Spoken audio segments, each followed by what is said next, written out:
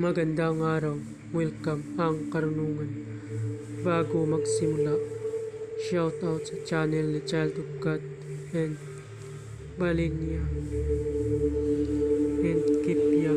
Maraming salamat. Subscribe kayo dyan. Ngayon, ibahagi ko sa inyo ang aking kaalaman sa karunungang lihim.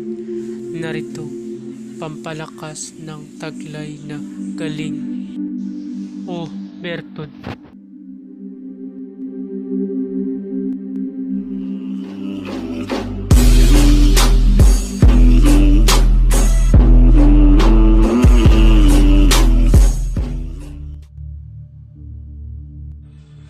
Babala ang lahat ng mga orasyon na iyong mababasa dito ay lubang makapangyarihan.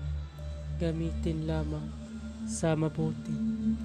Ibinabahagi ko ang mga orasyon na ito para katulong at hindi para makapanakit ng sinuman. Ang sinuman na gamitin ito sa masama ay magkakamit ng walang hanggang paghihirap habang buhay hanggang kamatayan.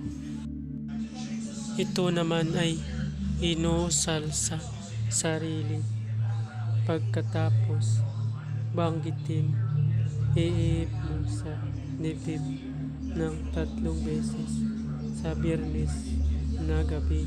Dinadasal.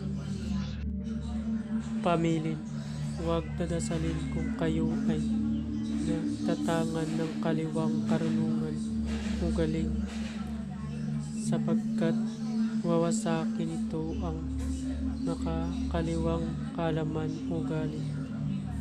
Magdasal ng 3 Ama Namin, 3 Aba Ginong Maria, 3 sumasampalataya at isunod ito.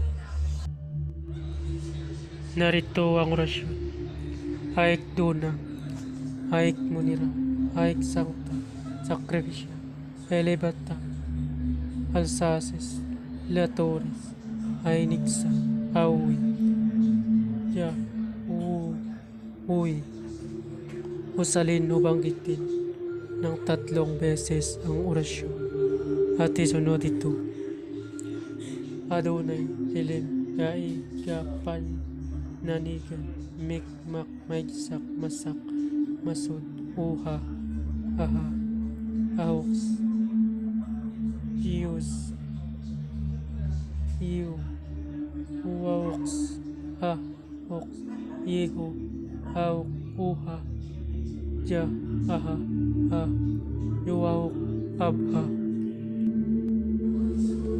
Ikaak, Airisit, Oktaksit, Alimiraktim, Okmitak, Aminatak, Hiptak, Yuwa, Auhay.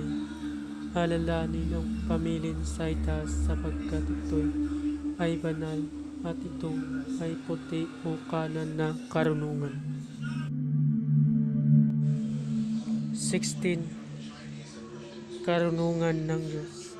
Pampanabal, Timpo Mabal, Pau Mabal, Pili Kuam, Pindem, Pinkuam, Pintuin,